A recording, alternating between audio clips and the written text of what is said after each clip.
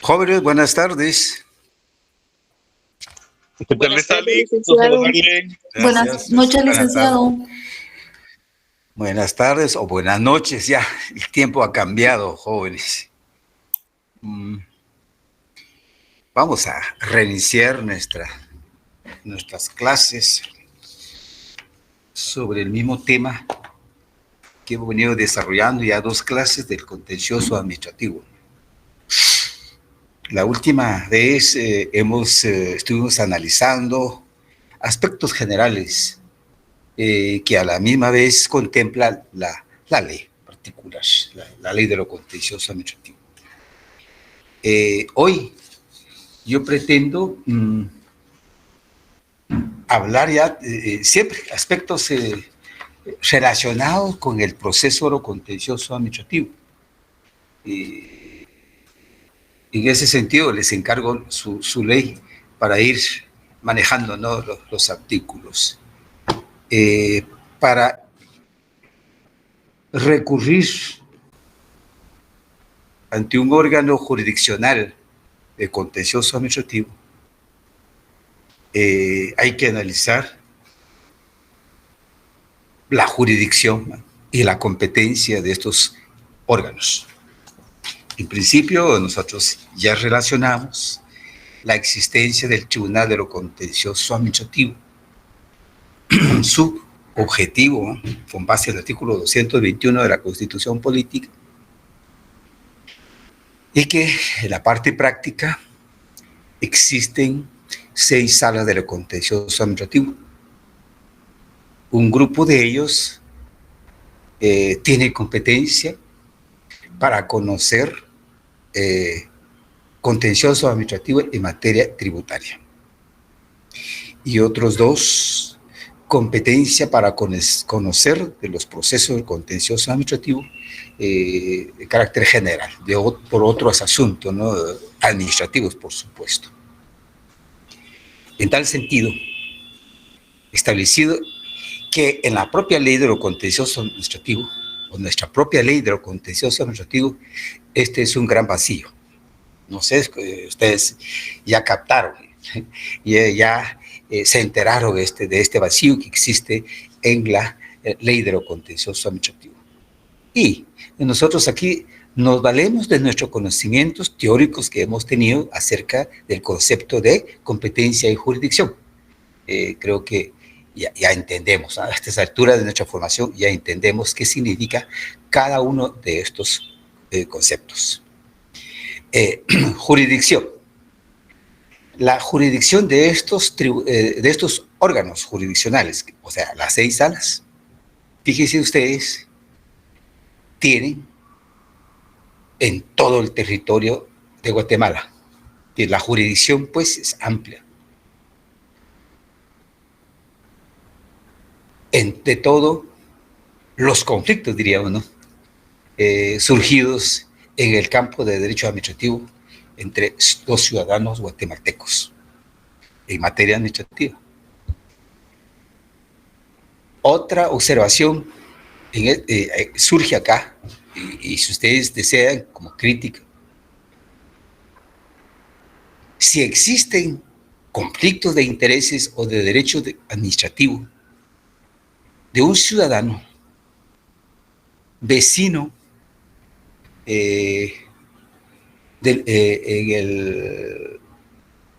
vecino radicado en el departamento, o en el municipio, mejor dicho, de Huehuetenango. O sea, tiene su domicilio en el departamento de Huehuetenango.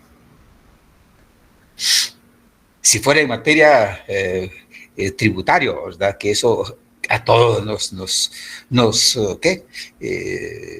interesa, porque de alguna u otra forma, de acuerdo a nuestra relación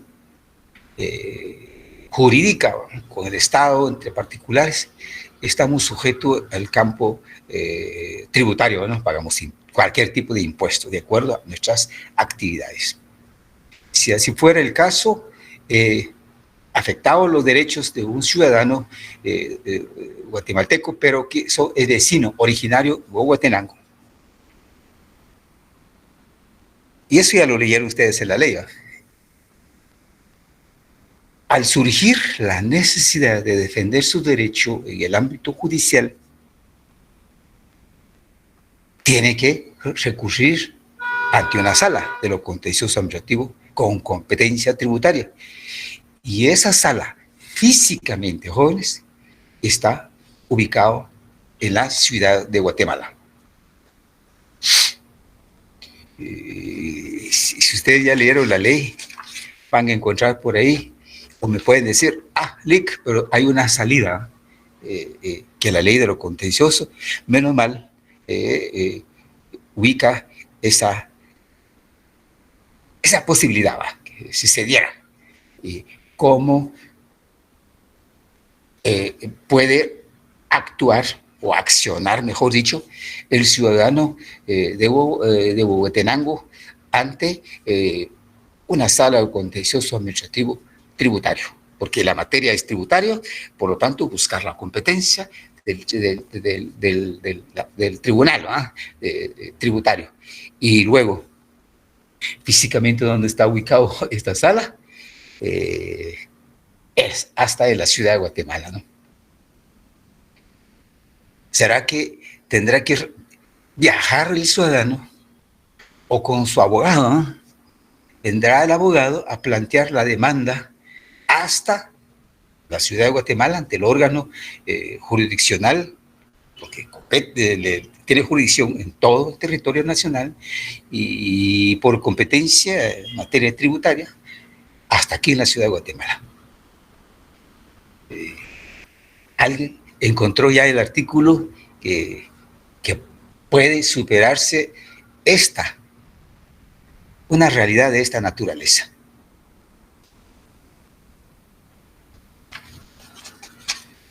Bueno, continuando por el tiempo. Sí hay posibilidades y vamos a llegar ahí en su momento cuando vamos llegando a tomar en cuenta, cuando desarrollemos un poco el proceso en sí. Y por cierto, hablando del proceso, hace como una hora, como a las 5 de la tarde, jóvenes, me van a disculpar, ya tarde, les fue enviado una hojita que contiene una gráfica, un triángulo por ahí. ¿Ya la tiene a la mano? Sí, ojalá que todos de los 85 compañeros que están hoy conectados, ojalá que ya tengan esa hoja porque nos va a servir en este momento. Muy bien, o sea, pues ya salimos un poquito de esta observación. Si ustedes quieren, empiecen ya a criticar a la que bárbaro, porque en el campo contencioso administrativo así sucede, ¿verdad? Porque debería haber un juzgado, un órgano especializado, ¿verdad? Es decir, competente en cada departamento, diríamos, de materia de contencioso administrativo. Pero no hay. No hay un órgano o una delegación, ¿no? Pero no existe en el campo de la práctica. Esta es, pues, una observación legal que estamos haciendo en cuanto al proceso de lo contencioso administrativo para su inicio.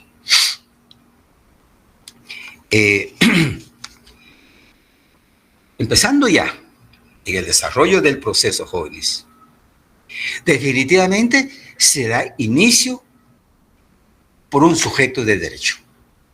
Ya en el campo de la práctica, en el derecho procesal, nosotros ya conocemos el término de los sujetos procesales, ¿no? O sea, pues, la persona física, dice uno, o sea, la persona individual o natural y la persona colectiva o jurídica, que en nuestra legislación le llama persona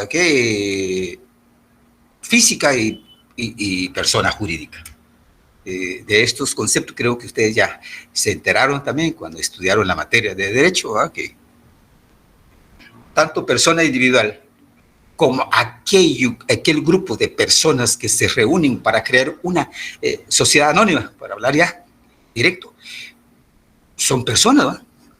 Son personas, tienen calidad, tienen capacidad jurídica para adquirir derechos y contraer obligaciones. Muy bien, por eso es que manejamos los términos correctos, que así tiene que ser persona individual o persona colectiva. De todas maneras, tiene personalidad jurídica. Muy bien. Entonces, los sujetos jóvenes procesales, según el que da inicio u origen a un contencioso administrativo, son las personas individuales o colectivas. ¿Entendido? Repito acá nuevamente, persona colectiva son las organizaciones mercantiles, empresariales, o bien también las organizaciones de beneficencia social, ¿no? Una ONG por ahí, una fundación, un patronato, etcétera.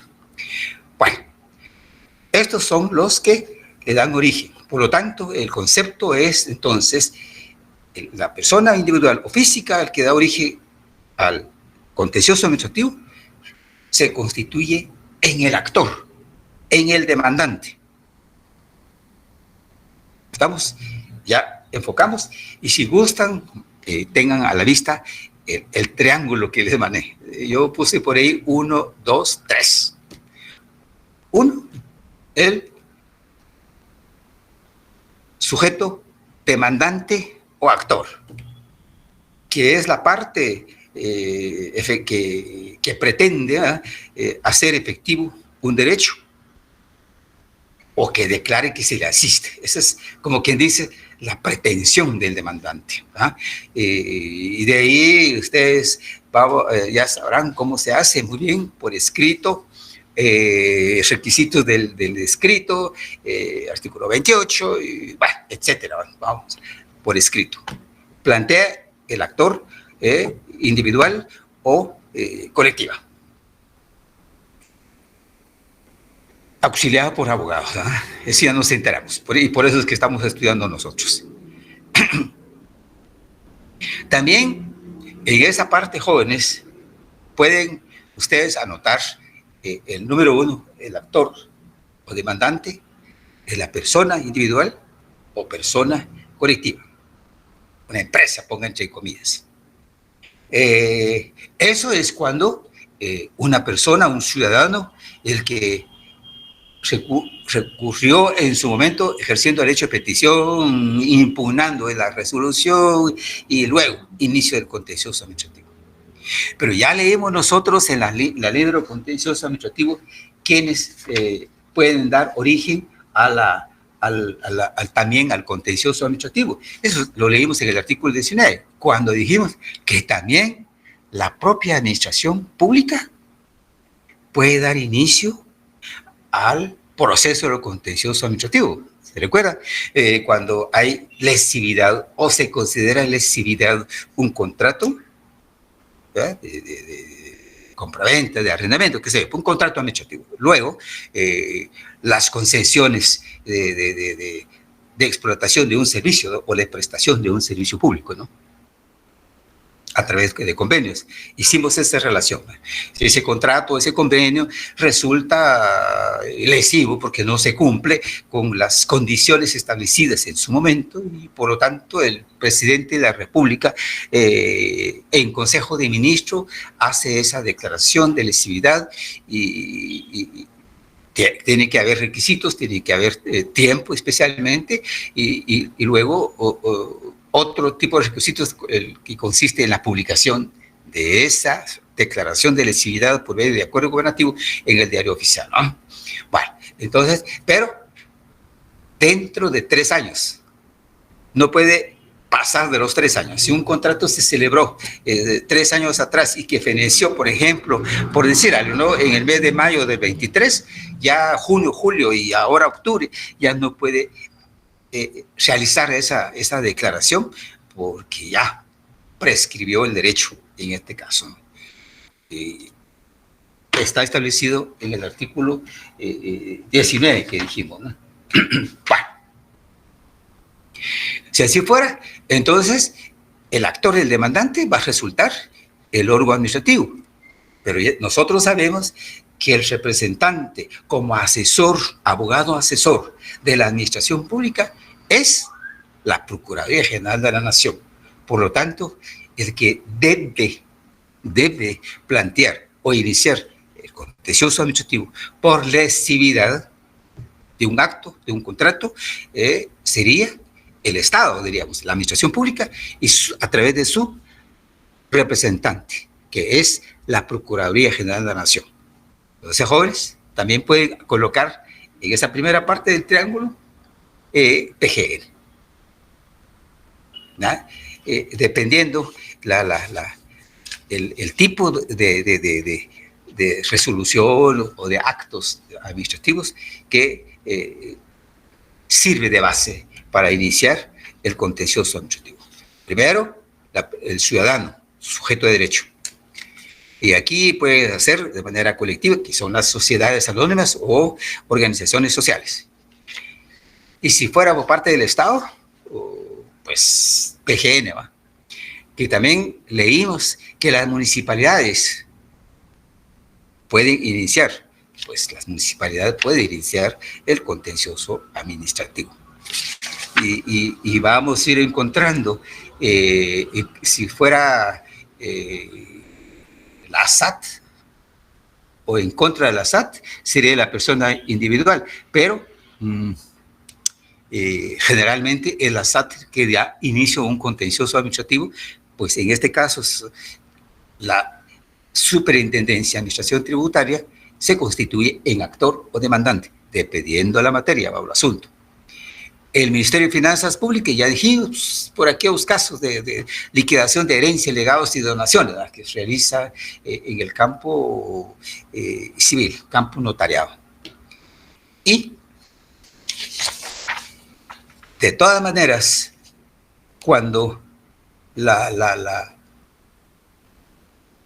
acción judicial, es decir, la demanda planteada contra la administración pública, la Procuraduría General de la Nación siempre aparece como sujeto, pero en este caso como demandado, cuando actúa como abogado del Estado para defender, para contradecir las pretensiones del actor o demandante. Eso es la función legal de la Procuraduría General de la Nación. O sea, la PGN puede aparecer como actor en virtud de una lesividad y actúa como, y esto es como quien dice, en todos los casos, ¿verdad?, del inicio de un contencioso administrativo contra la administración pública, el que defiende los derechos, que defiende los intereses de la administración pública es la PGN, ¿sí? Es el abogado del Estado, digamos, el abogado de la administración pública en materia administrativa.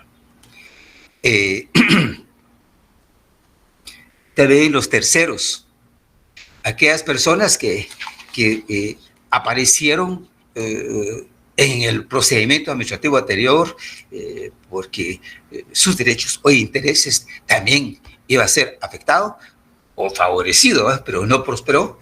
Por lo tanto, de las impugnaciones se desarrollaron, no logrado su objetivo, pues darán inicio a un contencioso administrativo.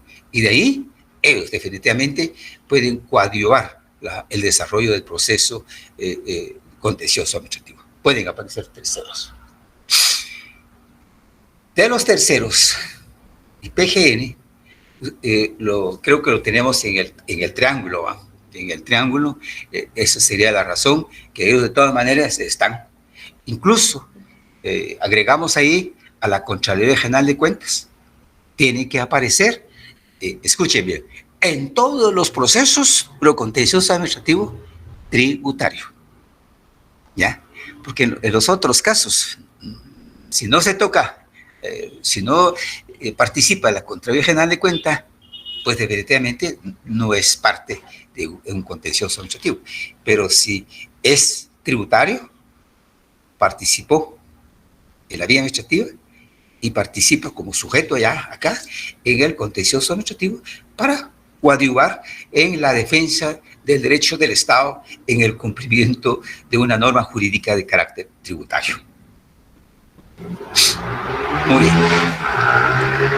Si hay duda, vayamos buscando la respuesta que corresponde respecto a este análisis que estamos realizando.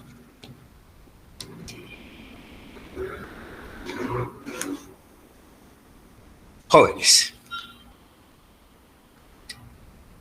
hay necesidad de hablar también todos estos actores y los demandados tienen que demostrar un requisito fundamental para actuar, que es la capacidad, que tenga capacidad. Ciudadanos mayor de edad son los que actúan. Si no, un ciudadano no puede actuar, un ciudadano individual no puede actuar en un proceso, puede tener representante legal a través de un mandatario judicial. Las personas jurídicas o las personas colectivas jurídicas, una empresa, una organización de beneficio social, patronato, una fundación, puede actuar o deben actuar, mejor dicho, a través de su representante, su gerente, su presidente, presidente de junta directiva o director, qué sé yo, depende de la dominación que tengan en cada organización social, cada organización mercantil. Muy bien. En tal sentido, son los sujetos procesales que deben manifestar que sí cuentan con capacidad jurídica para actuar. Si no demuestran capacidad, pues definitivamente no hay posibilidad de iniciar el proceso de lo contencioso administrativo. Ahí dirían ustedes, ¿no? Cuando se plantea una demanda de ese tipo y aparece una persona distinta, el que dio inicio a la petición y la impugnación en su momento, y que ahora aparece otra persona, otro sujeto, técnicamente hablando, iniciando el proceso, ¿no? Falta una excepción previa, sería, ¿no? Rápido. Una excepción previa, falta de capacidad o falta o incompetencia, depende de las posibilidades de defensa previamente al contestar la demanda. La legitimación de las partes. Aquí matizamos un poquito. El concepto de legitimación nosotros ya leímos en la ley para el desarrollo de los procedimientos administrativos de impugnación. Ese es en la vía administrativa. En un proceso judicial, el contencioso administrativo, no encontramos exactamente en la ley este concepto de demostrar o pedir legitimación de las partes, que son las personas, que significa que son las personas que iniciaron el proceso, mejor dicho, perdone, el procedimiento administrativo de petición solicitando la autorización de explotación de minas ante un Ministerio de Estado. Se desarrolló el procedimiento, pero la resolución administrativa no fue favorable. Se tuvo que impugnar en su momento a través de recursos revocatorios por la misma persona, que es decir, la persona que esté legitimada, es el dueño de derecho, el dueño que inició la petición, el derecho de petición. Esta es la persona que debe manifestar o debe dar inicio del proceso de lo contencioso administrativo. En una palabra tan sencilla, que sea la misma persona, que dio inicio en la vía administrativa, que es la misma persona que agotó la vía administrativa, es la persona que debe aparecer acá como sujeto procesal. Es la persona que está legitimada. el desarrollo de este concepto no lo encontramos en la ley, pero entonces nos servimos ya nuestro conocimiento de teoría del proceso y el Código Procesal Civil y Mercantil, la ley del organismo judicial, que nos da ese sustento, ¿no? Y uno como abogado tiene que demostrar eso, si no, excepción previa. Si no es la misma persona, pues hay una excepción previa por ahí. ¿No? Muy bien, entonces ya como abogado, que se tiene que ver eso, ¿no? Se tiene que ver, ¿okay? Debe aparecer esa legitimación, que significa la misma persona, ¿no? Que esté actuando. No puede aparecer otra persona, salvo casos especiales, ¿verdad? Que por enfermedad o por ausencia fuera del país, entonces tiene su mandatario. Pero tiene que ser esa persona quien otorgó, que debe otorgar el mandato para legitimar su representante, ¿no? Bueno. Dicho esto, calificado estas necesidades del inicio del contencioso administrativo, hablemos de la demanda. En términos generales, nosotros hemos analizado leyes en las clases anteriores y también sirva para este análisis, además de este triángulo que yo les envié el día de hoy, el esquema, jóvenes, un esquema que se les envió donde está todas las fases, ¿no? Del proceso contencioso administrativo y la demanda. Entonces, la demanda, ya dijimos en la clase anterior, es el escrito, ¿ya? En el cual se manifiesta los motivos de inconformidad y la razón como consecuencia de proteger el derecho, ¿no? O interés que fue afectado en la vía administrativa y por lo tanto trasladamos al conocimiento del órgano jurisdiccional competente para que conozca del conflicto, ¿no? Y desarrollar el proceso de lo contencioso administrativo. Esa demanda, ya hemos mencionado los requisitos de ese escrito, está en el artículo 28, ¿no? Que ya no lo vamos a leer porque hemos leído varias veces. Esa demanda tiene requisitos técnicos y supletoriamente, si ustedes quieren ser más técnicos, más formales, aunque caemos un error constantemente he mencionado yo por qué razón, aplicamos el Código Procesal Civil y Mercantil, el artículo 61. Bueno, esos serían los requisitos. El primer requisito, porque vale la pena, y yo voy a hacer un repaso y ustedes pueden ver ahí o cotejar pues con la ley. El primer requisito, jóvenes, que establece o que debe ser cumplida con base al artículo 28 es la designación de la sala ante quien se dirige, ¿no? La sala de lo contencioso administrativo, ¿cuál se dirige? Que en este lado ya sabemos que es el órgano competente. Si es materia tributaria, tiene que ser una sala competente para conocer de esta demanda, ¿va? Procedente de una actuación administrativa de carácter tributario. Ahora, si procede por una materia administrativa ordinaria, que podemos llamarle así para poder diferenciar un poco, sería la sala correspondiente. Pero eso tenemos que ver en la práctica, el acuerdo gubernativo correspondiente emitido por la Corte Suprema de Justicia que establece la competencia de los órganos jurisdiccionales administrativos, de lo contencioso administrativo. Muy bien. Luego, el nombre del demandante o del actor, ¿va? Personalmente o bien de su representante, indicando lugar para sus notificaciones y nombre del abogado bajo cuya dirección y procuración se actúa.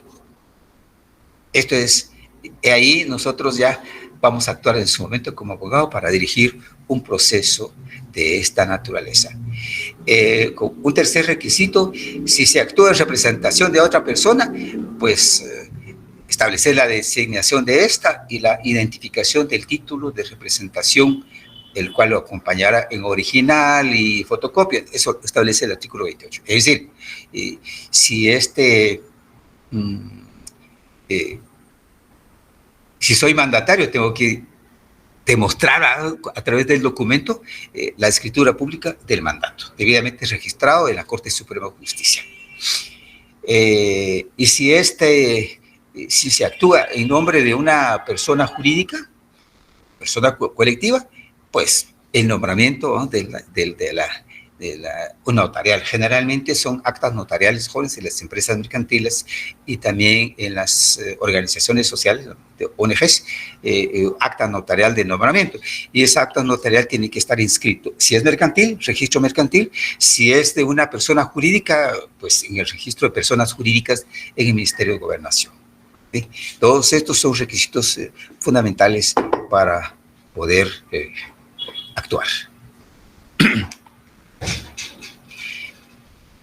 En el memorial, en ese sentido, hay que identificar al órgano administrativo a quien se demanda. También el lugar de ubicación de esa oficina. La identificación del expediente que se desarrolló en los procedimientos administrativos anteriores. Luego, la relación de los hechos y los fundamentos del derecho en que se basa la demanda. Es decir, pues los motivos, la razón, el por qué se plantea la demanda y el sustento legal, qué norma jurídica de la ley de lo contencioso administrativo y ampliado o mejorado con una norma jurídica de la ley del organismo judicial, como también del Código Procesal Civil y Mercantil. Aquí se aprovecha un poco el sustento jurídico o de jurisprudencia, ¿ya? Eso dependerá de la capacidad de conocimiento del abogado director. También acá, jóvenes, cuando se presenta una demanda, se ofrecen los medios de pruebas, porque hay que justificar. Hay un concepto que se maneja en derecho procesal, hay que convencer al juez. Sí, es cierto, ¿no? Pero no con anomalías. Convencer al juez con argumentos técnicos, argumentos legales. Los argumentos legales, pues serían los medios de prueba. Aquí no vamos a señalar ni hablar qué es eso de medios de prueba, usted ya conoce. Pues sería documentales, declaración de testigo, ¿no?, reconocimiento judicial, o cualquier otro medio científico. Bueno, los medios de pruebas que observamos en el Código Procesal Civil y Mercantil, por un juicio ordinario. Bueno, estos medios de pruebas tienen que ser evaluados, ¿no?, en un momento. Tienen que ser examinados en un momento. Que la noche anterior yo hice una pregunta y a ver si me recuerdo del compañero que hizo ver el artículo donde está el periodo de prueba. Ese tiempo establece la ley para evaluar o examinar los medios de pruebas. ¿Por qué? Si arrojan resultados justificativos del planteamiento de la demanda. Se ofrecen y se presenta en un momento procesal. Eso les hablaron ustedes en Derecho Procesal Civil y Mercantil, ¿verdad?, que es muy bonito. Pues los medios de prueba se ofrecen con el primer escrito. Hay que ser bien correcto, bien claro cuando se presenta un primer escrito, el primer memorial, ¿ah?, amplio. Por eso es que se exigen requisitos legales, técnicos, para este caso. Entonces, se ofrecen y si se tiene a la mano, se acompaña, ¿va? Pero esos medios de pruebas se presentan, ¿sí?, efectivamente en el periodo de prueba, porque se señalan días y horas para el examen, llamémoslo así, ¿no?, porque así es el efecto, ¿no?, evaluación de cada medio de prueba. Vamos a, ¿cuáles son los documentos? Pues aquí está. salvo jóvenes para iniciar la demanda, la representación que dijimos, el mandato de aquel, la legitimación, ¿verdad? Y si no puede la persona, pues está su mandatario. En el caso de las personas jurídicas, con su nombramiento, ¿verdad? De que es gerente, que es presidente de la empresa o de la organización social X. Bueno, eso sí, se adjunta en el primer acto. Pero los medios de pruebas, por ejemplo, la resolución aquella que dio el origen de este contencioso, si no lo tenemos, ¿no? Si me notificaron y se ha extraviado, por ejemplo, una ocurrencia, ¿no?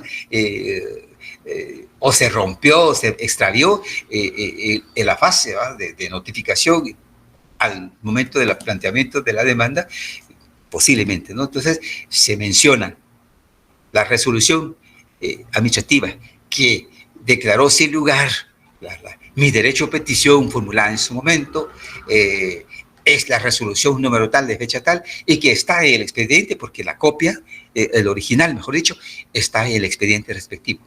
Hay que mencionarlo, ¿no? Debe ser mencionado. Sí, dice el artículo 28, solo estamos recordando acá. Finalmente, la parte de la estructura de la demanda se formula. Sí, William Monroy Molina. Diga. Profesor, muy buenas noches. Solo quería hacerle la consulta si usted me puede señalar puntualmente, por ejemplo, el segundo párrafo. En el segundo párrafo del artículo 31 establece que si la demanda presenta errores, deficiencias u omisiones insubsanables, etcétera. Sí. Entonces quisiera preguntarle si usted me puede señalar puntualmente un par de ejemplos, por lo menos, de errores insubsanables en lo contencioso administrativo. Gracias. Un error insubsanable nos puede, ¿como qué? Aunque usted, William Estuardo, se está adelantando, porque tenemos el momento para ver esta parte. Ok, gracias. Entonces, sí. Déjeme firmar, culminar con la estructura de la demanda. Es decir, estamos prácticamente analizando el artículo 28. ¿Sí? Perdone. Y cuando lleguemos ahí, al 28, porque tenemos que ver el 29, el 30 y el 31 que usted dice, ¿sí? Por favor. Gracias, profesor. Muy bien, gracias. Bueno, finalizando la petición y el trámite, esta parte casi final del memorial. ¿Qué es lo que pide uno, no? Pido.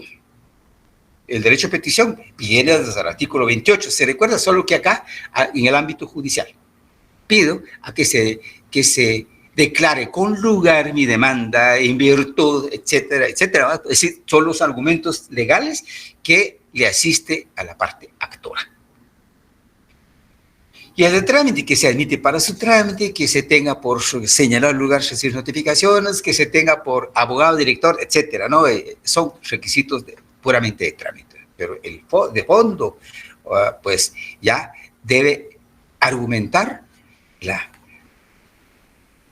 podríamos decir, el deseo, la pretensión de la parte actora.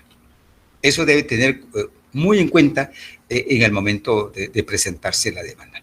Lugar y fecha, el cierre, ¿verdad? Lugar y fecha y firma del demandante o actor, si no puede, la huella dactilar, etcétera, ¿no? Y bueno, esa parte están establecidos en el artículo 28. De los documentos que debe acompañar, que decía yo hace un rato, ¿no? Como medios de pruebas, y los que sí debe presentarse en el momento del planteamiento de la demanda, pues eso lo recogemos en el artículo 29 de la Ley de lo Contencioso Administrativo. Entre los documentos que debe acompañar, pues está el nombramiento, ¿verdad?, del representante legal o la persona individual que no puede presentarse, ¿verdad?, o presentar la demanda por X razones, pues a través del mandatario. En este caso, adjuntar la copia del testimonio de la escritura pública que contiene el mandato, debidamente registrado en archivo de mandatos allá en la Corte Suprema de Justicia. Si quieren ustedes, veamos el artículo 30.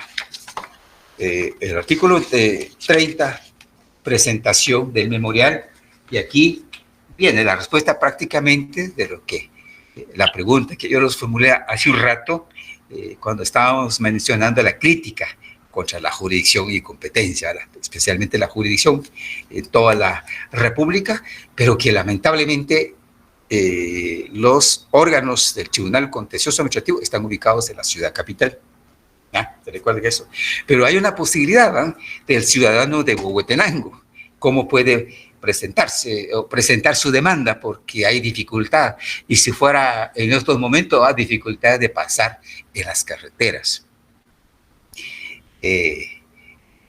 Ayúdenme, ¿quién de ustedes a leer el artículo 30, por favor? Artículo 30, presentación. Gracias, Andrea. Presentarse directamente a la sala del Tribunal de lo Contencioso Administrativo a la cual vaya dirigido, o a un juzgado de primera instancia departamental, quien lo trasladará al tribunal que deba conocer de él. Perfecto. Ahí está la salida legal. Si en primer lugar, nuestra crítica creo que vale, porque debiera de haber un delegado, tal vez no crear una sala o trasladar una sala de un departamento, pero debería de haber una oficina como delegado de las salas, mejor dicho, de lo contencioso administrativo en los departamentos de la República para facilitar la vía, ¿no?, inmediata. Pero está la salida, ¿va? En ese sentido, del sujeto de la demanda del contencioso administrativo, vecino de Huehuetenango, la ciudad de Huehuetenango, por lo tanto, domiciliado en el departamento de Huehuetenango, le asiste, ¿ya? Tiene la facultad, mejor dicho, de presentar la demanda del contencioso administrativo en un juzgado de primera instancia ubicado en el departamento. Esto lo leyó la compañerita Andrea, y ahí está la respuesta. ¿Vale la pena nuestra crítica? Sí, yo sí confirmo, pero hay una salida legal, ¿no? Si fuera el caso de la parte práctica, puede presentar en un juzgado de primera instancia departamental. No dice de qué competencia, o civil, laboral o penal en el departamento, no. Entonces, quiere decir en cualquier juzgado de primera instancia departamental. Sí, Diego Hernández, diga. Buenas noches, con una consulta. Sí, Diego. Es un tema en el contexto laboral, pero dentro del ámbito institucional de gobierno. Ajá. En la Constitución de la República dice que todos los guatemaltecos somos iguales. Ajá. Y en el Código de Trabajo también habla de una igualdad de salarios. Ajá. En el caso, dado a que estamos próximos a que den o dejen igual o aumenten el salario mínimo, ¿es posible interponer un recurso dado a que el gobierno puso salarios diferenciados entre la ciudad capital y los departamentos, dejando a los departamentos que ganen menos que los que trabajan en el área central? Entonces, ahí se violaría un principio constitucional y lo que reglamenta el Código de Trabajo. Uh-huh. ¿Es posible hacer eso? Muy bien, escuchemos. Qué bonita la pregunta, es decir, eso es una realidad, ¿eh? Diego y todos ustedes, yo genero mi respuesta. Hay un derecho constitucional, artículo 4, ¿verdad?, de la Constitución Política, que todos somos iguales ante la ley.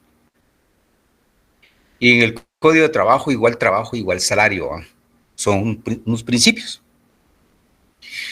Por lo tanto, esa disposición de establecimiento de salarios diferenciados, dijo Diego, es cierto. Jóvenes, es resolución administrativa, es decisión administrativa del Ejecutivo.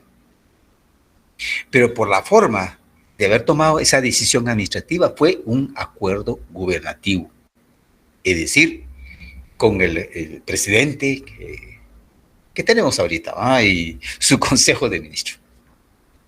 Sí, está involucrado todos los ministerios de Estado, los 14, ¿no? y el presidente, firmaron todos. Es una disposición de carácter general, de aplicación y observación general. Si está violentando el derecho de igualdad establecido en la Constitución Política, yo diría, Diego, y ustedes qué piensan, todos, no es objeto de un recurso administrativo. Sí hay posibilidad de recurrir en impugnación. Si ustedes quieren, aquí depende del criterio, porque hay que asentarse, ¿verdad? Buscar el espíritu de la norma constitucional en este caso, y materia laboral, buscar los principios laborales, doctrinarios, e incluso la jurisprudencia asentada acerca del derecho de igualdad. Yo diría, jóvenes, acción de inconstitucionalidad, total o parcial, pero eso dependerá del análisis que se hará del asunto. Por lo tanto, Diego, la respuesta: no es posible plantear un recurso administrativo. Entonces, tampoco es imposible o que no es materia de contencioso administrativo. Pero sí, digo, no, ese derecho de igualdad constitucional, jóvenes, ha sido violentado en ese sentido. El espíritu de esa norma constitucional, por lo tanto, debe ser revisada por un órgano competente, y sería Corte de Constitucionalidad. Tal vez a esa materia sí podrán emitir una resolución apegado a derecho esa gente que está en la Corte Constitucional en este momento. Pero es un acto o una actuación sería en contra de una mala interpretación y en consecuencia aplicación de una norma constitucional. Desde ahí tenemos que partir, ¿no? ¿Estamos? Gracias, Lick, muy amable.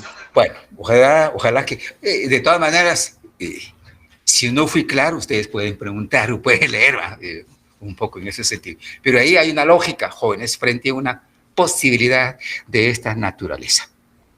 Muy bien. Ahora, entrando, artículo 31. Fíjense ustedes, aquí vamos a entrar un poquito, siempre, observaciones legales, ¿verdad? Y donde vamos a detectar vacíos o lagunas legales. Podemos criticar definitivamente frente a esos vacíos. Y si lo podemos superar por la supletoriedad, que bueno, ¿no? Que es un principio, ¿no? Que ya leímos también la noche anterior.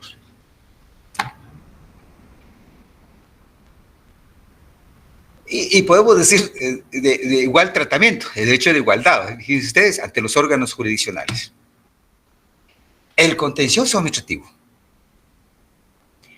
como proceso, se da inicio, todo bonito, hasta aquí, con un memorial, ¿verdad? Y quiénes son los sujetos y cómo se pueden superar y demostrar capacidad, demostrar legitimidad, etcétera, ¿no? Y superar este caso que el ciudadano vive en Huehuetenango. Yo hablé de Huehuetenango, a lo mejor Petén, Izabal, para mencionar otras realidades. Pero encontramos la base legal que es donde se puede actuar. Pero ahí no vamos a pensar que ya se inició el proceso, sino que es un medio, ¿no?, de superar vacío legal. Entonces, se presenta la demanda en Izabal, en un juzgado de primera instancia ya en Puerto Barrio, ¿no? Y los juzgados de primera instancia, la mayoría, para no decir todo, porque hay ciertos municipios que tienen juzgados de primera instancia, como el caso de Coatepec, ustedes, y otros municipios, Nevaja, ya por el Quiché, tiene un juzgado de primera instancia. Bueno, pero ¿cuánto tiempo se necesita para trasladar ese memorial? Ya se presentó allá en Huehuetenango, al primer juzgado de primera instancia, ¿va? Y el juez está obligado de recibir a través de sus receptores, ¿no? El oficial ahí que recibe le puso el sello, etcétera. Satisfecho el actor, que se pusieron, ya presenté. Primero, otra crítica acá, el traslado hasta la ciudad capital. Como va dirigido a una sala de lo contencioso administrativo tributario, el juzgado simplemente traslada. Es un intermediario ahí, ¿no? Traslada. Entonces, el momento del inicio del contencioso administrativo no se dio inicio desde el juzgado de primera instancia civil o penal allá en el departamento, sino que hasta el momento que llegó al conocimiento del órgano, ubicado aquí en la capital, en la zona 10. Por ahí creo que están todavía en la Torre Marfil, por ahí están ubicadas las salas. Bueno, ¿cuánto tiempo? A saber, pero hay ahí sí que una violación del tratamiento de derecho de igualdad. Vale lo que dijo Diego hace un rato. Y además, la característica especial del inicio del proceso del contencioso administrativo no se inicia, jóvenes, en el momento en que la demanda se presentó ante la sala. No se inicia. ¿Por qué? Porque encontramos, pues, en el artículo, creo que en el artículo 30 está la presentación de la demanda. Si alguien me puede ayudar, por favor, la lectura del artículo 30, les ruego. Yo la tengo aquí. Artículo 30, presentación. El memorial de demanda podrá presentarse directamente a la sala del Tribunal de lo Contencioso Administrativo a la cual vaya dirigido o a un juzgado de primera instancia departamental, quien lo trasladará al tribunal que deba conocer de él. Muy bien. Ahora, el 31, si pudo usar de su confianza, por favor. Claro, Lick. Artículo 31. Subsanación de faltas y rechazo. Si el memorial de demanda presenta errores o deficiencias que a juicio del tribunal sean subsanables, se señalará plazo para que el demandante lo enmiende. Si la demanda presentare errores, deficiencias u omisiones insubsanables a juicio del tribunal, la rechazará de plano. Muchas gracias. Aquí vamos a responder la pregunta de William. Primero, la característica, decía yo. Al presentar el memorial ante la sala, pues, cuando llegó a su conocimiento, porque el memorial vino de Huehuetenango, etcétera, y quizás le pone el sello de recibido. Pero eso no significa, en contencioso administrativo, nada más. No significa que en ese momento empezó el proceso de lo contencioso administrativo. No, porque entendemos, si el memorial de demanda presenta errores o deficiencias que a juicio del tribunal sean subsanables, se señalará plazo para que el demandante lo enmiende. No sé yo si es facultad o qué, o le asiste a uno de los sujetos procesales, ¿verdad? Tanto para el actor y como para el demandante o para el debido proceso, ¿verdad?, del contencioso administrativo. Pero aparece consignado esta característica. Si hay error en la demanda a criterio del Tribunal de lo Contencioso Administrativo, es decir, el memorial que se presentó allá en Huehuetenango, ¿cuánto tiempo llevó para llegar a la capital, zona 10 de la capital? Y al tener su conocimiento, a partir de ahí se lee el memorial y detecta el tribunal errores o deficiencias. Ojo acá, tiene que ser errores o deficiencias, pero requisitos formales, no de fondo. No de fondo, ¿no? Requisitos formales, por ejemplo, omisión de un apellido de la persona, o no hubo señalamiento del lugar para recibir notificaciones de parte del actor, o no se consignó el lugar de ubicación del órgano administrativo contra quien va dirigida la demanda. Por ahí va. Entonces, estos son requisitos formales subsanables, ¿no?, que hay que aclarar. ¿Sí? Aclarar datos formales o requisitos formales para poder desarrollar el proceso. Le regresa, prácticamente le regresa el memorial, el escrito al actor. ¿Cuánto tiempo? No hay indicación clara porque queda a discreción del tribunal. Le indicará unos días si estuviera aquí en la capital. O bien, tomando en cuenta la distancia, ¿se imaginan ustedes? Regresa al juzgado de primera instancia donde fue presentada el memorial de demanda en su momento, y que ese tribunal le notificará al actor allá en Huehuetenango, bueno, ¿cuánto tiempo? Para subsanar. Al aclarar esa actuación, entonces regresa al tribunal, al órgano jurisdiccional, y el órgano jurisdiccional tendrá que calificar por segunda vez si se cumplió con lo solicitado. Requisitos subsanables. Muy bien. Entonces, pero aún no ha iniciado el proceso en sí, o proceso propiamente dicho. ¿Por qué? Hay otros requisitos que cumplir con el artículo 32. No se preocupe, William, no me está olvidando el segundo párrafo del 31. Hoy solo me permite terminar con la aclaración que se hace en caso de que fuera subsanable un requisito, ¿no? Antecedentes. El artículo 32, por favor, compañeros, ¿quién de ustedes puede darme la lectura o hacer la lectura? Artículo 32. Gracias, Eric. Antecedente.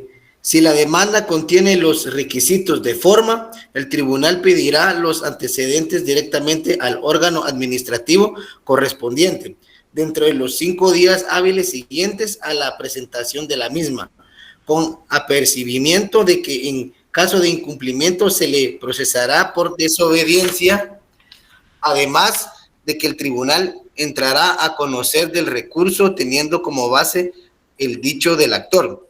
El órgano administrativo requerido enviará los antecedentes con informe circunstanciado dentro de los 10 días hábiles siguientes a aquel en que haya recibido el pedido de remisión.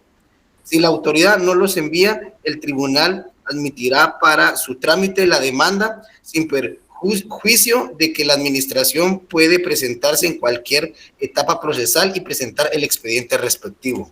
Bueno, hay varios aspectos que observar acá. Bueno, superado las deficiencias, digamos, de requisitos formales o aspectos formales. Recibió el tribunal. Qué bien. Entonces, un segundo paso de parte del tribunal. Manda a requerir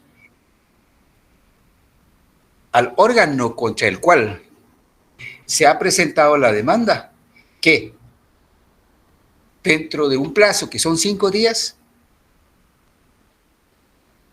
y que bajo apercibimiento le manifiesta de que debe enviar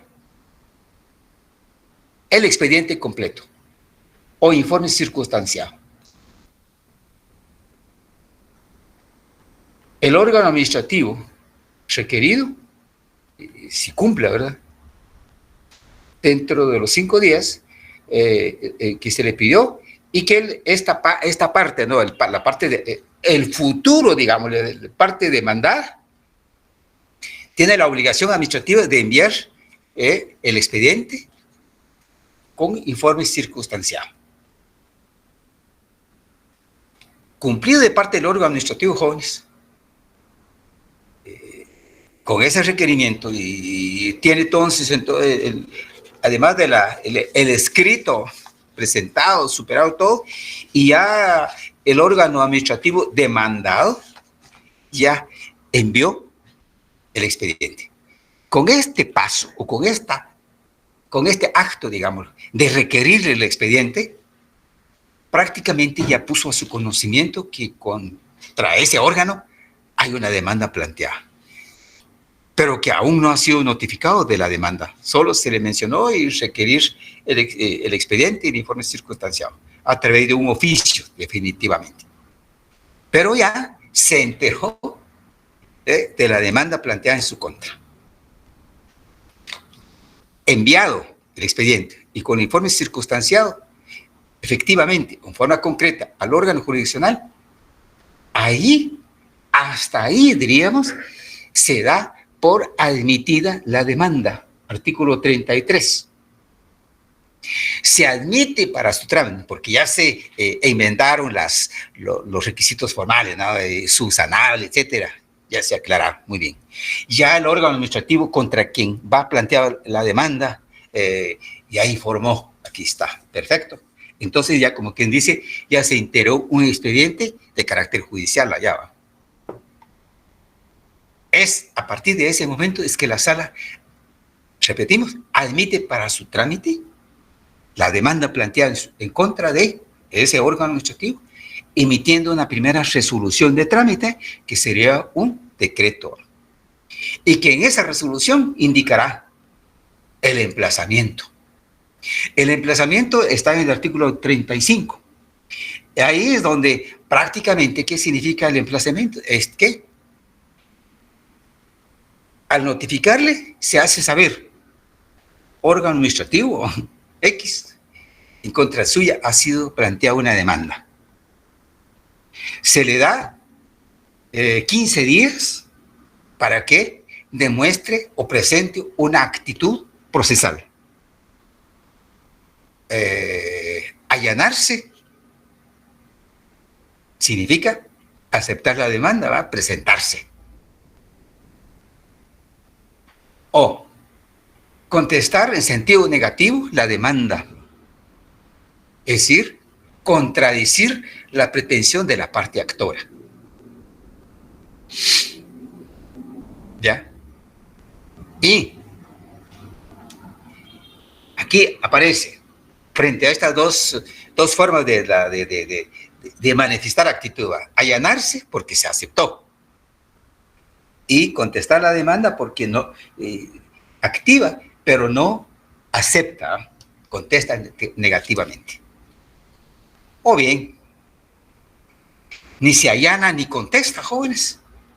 El proceso de lo contencioso administrativo inicia en rebeldía.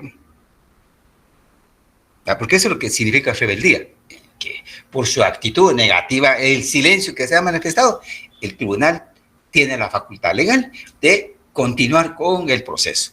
En el contencioso administrativo existe esta posibilidad. Muy bien, pero frente o previo de demostrar esas tres conductas, hay una actitud de defensa. Y eso, la primera clase, ustedes leyeron por ahí el artículo, que son las excepciones previas. Aquí es donde posiblemente cuando mencionamos que no es la misma persona que está planteando la demanda en este momento de lo contencioso administrativo con la persona o las personas que iniciaron el proceso administrativo anterior. La petición y la impugnación, etcétera, ¿no? Es otra persona ahora. Por lo tanto, hay una falta de personalidad, podríamos decir, ¿no? O falta de capacidad legal, ¿verdad? O que esto no es materia tributaria, sino que es una materia que viene de la explotación de minas, etc. Bueno, cualquier posibilidad. Incompetencia. Son mecanismos de defensa previo al inicio del proceso del contencioso administrativo. Pero en el campo del proceso, ¿verdad? Ya dentro del periodo del proceso de lo contencioso administrativo, se hace ver. ¿Por qué? Porque ya hay inicio del proceso en virtud de la admisión de la demanda, ¿va? Y una buena primera reacción del tribunal a través de la primera resolución y emplazamiento al demandado, donde se le hizo ver que tiene que demostrar una conducta. ¿Ya? Bueno, depende de las tres conductas que señalamos, pero o bien demostrando una defensa previa, que serían las excepciones previas. Ahora, retomando un poquito el artículo 31 con base a la pregunta de don William Estuardo. Primero dijimos de la subsanación de faltas. Es un paso previo. Y yo le llamo, porque, a ver qué dicen ustedes, carácter administrativo, porque no es meramente actuación judicial, sino que es un trámite de decirle al demandado que tiene que aclarar, mejorar su memorial, requisitos formales. Y esto es trámite administrativo, ¿eh?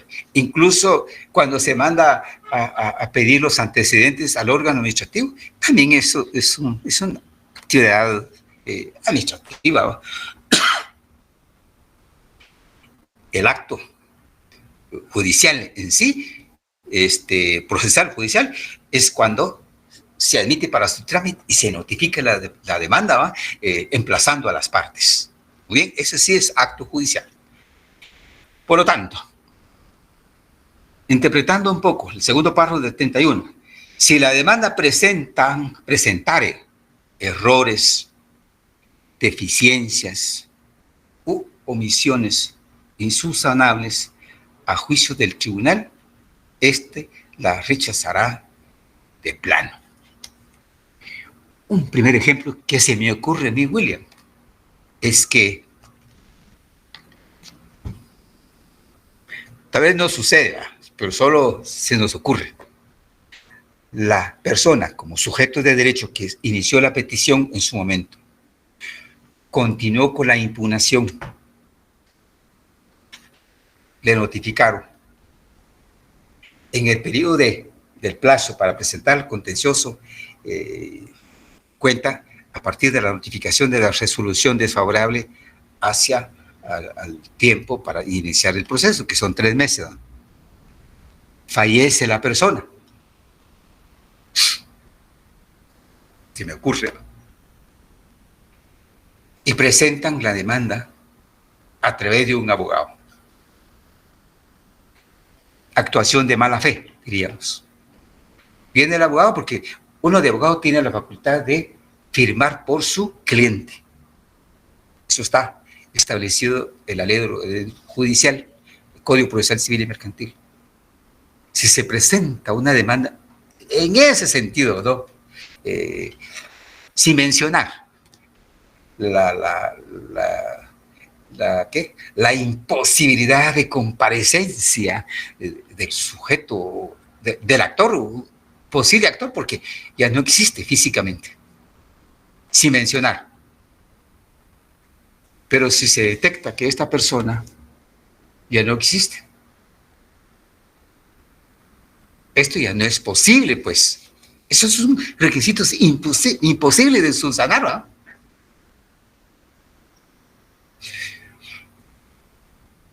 Posiblemente, jóvenes, habría que llevar, se me ocurre, como aplicando a la lógica y como abogado, posiblemente iniciar un proceso de sucesión hereditaria, cuánto tiempo lleva ese proceso y declarar heredero de derechos del causante, del fallecido, pues, un hijo o la esposa supérstite, pues posiblemente, diría yo, pero ¿cuánto tiempo lleva esto, no?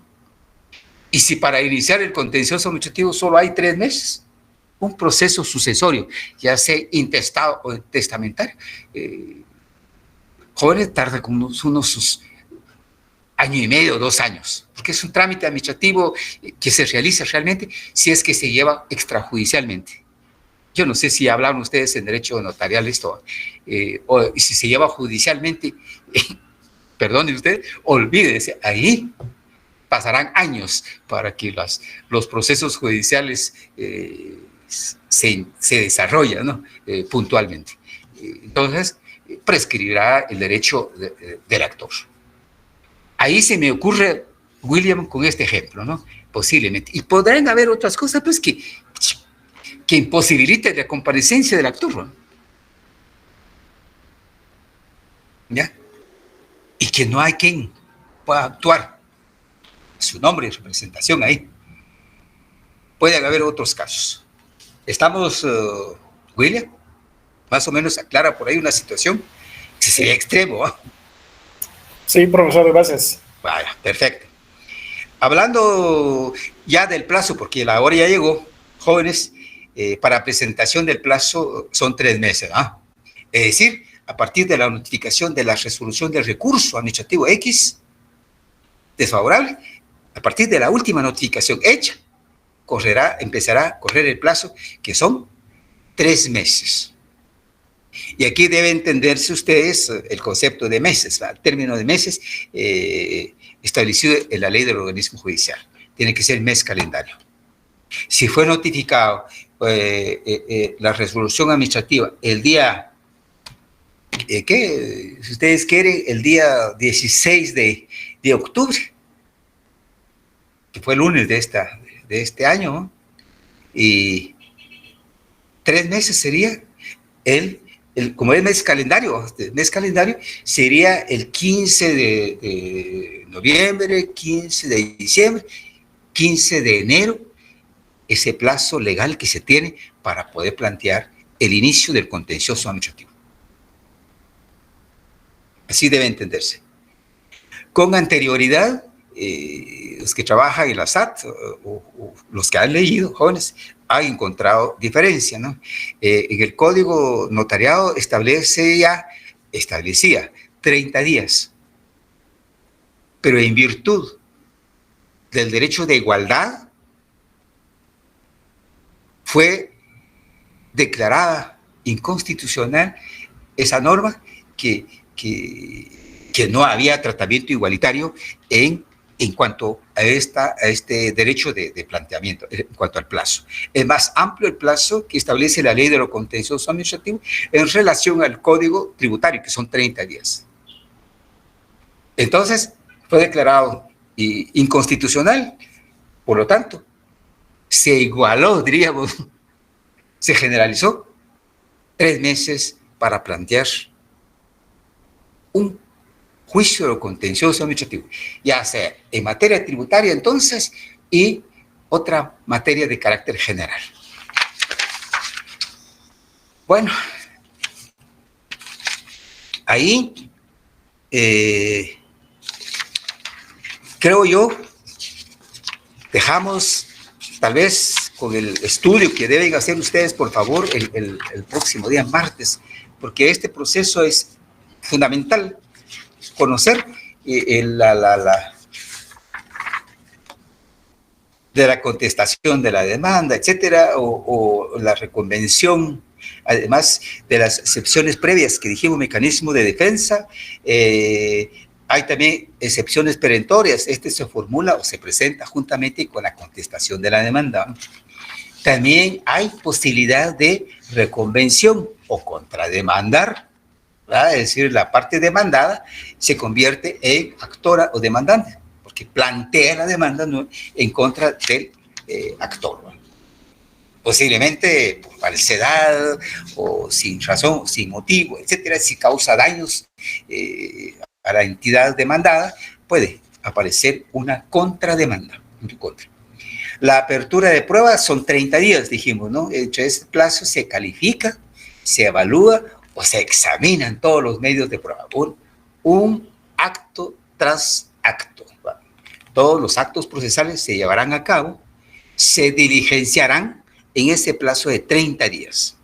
Al decir días, tiempo hábil. Muy bien. Al finalizar esa fase, pues hay un momento de calificación, que eso se llama día y hora para la vista. No sé si ustedes tienen una una definición de este concepto procesal, ¿verdad? Auto para mejor fallar, que aquí, perdón, día y hora para la vista, joder, me estoy confundiendo acá, día y hora para la vista, que es un acto procesal que aparece al final del periodo de prueba, es decir, agotado los 30 días. Mañana, que hay 3 días, ¿no? De acuerdo a la ley del orden judicial, el tribunal dictará la resolución y corre audiencia a las partes, día y hora para la vista. Significa que las partes procesales se ponen a su conocimiento, porque así es, así significa, todo lo realizado en el periodo de prueba. El periodo de, como quien dice, trabajo de gabinete, va a trabajar y evaluar. El juez realizó, practicó todos los medios de pruebas que nosotros presentamos y ofrecimos. Perfecto. Si hubo omisión, no se practicó, y si se practicó, pero no a cabalidad, un medio de prueba, la parte interesada hará ver al tribunal y el tribunal, en virtud de esa observación, dictará otro acto siguiente que se llama auto para mejor fallar. Es decir, se abre un periodo corto dentro del cual se hará una nueva evaluación, una nueva práctica. Es decir, si se hizo deficiencia en relación a una prueba, hay que ampliarlo, ¿no? Hay que mejorar. Si se omitió hacer el reconocimiento judicial que se pidió y que se presentó aquí y no se realizó, por lo tanto, hacer ver al tribunal. O bien, jóvenes, a criterio del tribunal que debe realizarse o debe tener a la vista otros medios de prueba. Entonces, les pide a las partes. Ahora bien, si con el día y hora para la vista todos los sujetos manifestaron conformidad, todo de acuerdo, y que el tribunal efectivamente realizó todo su trabajo, digámoslo antes, pero entonces no hay auto para mejor fallar. Por lo tanto, vendrá el siguiente y último acto, que es la sentencia, dictar sentencia. Este tema para el próximo día, por favor, y finalicemos el contencioso administrativo. Las dudas de ustedes para la próxima clase. ¿Estamos, jóvenes? Ahí estamos, pase feliz noche. Buen Vamos a la otra clase. Feliz noche a todos.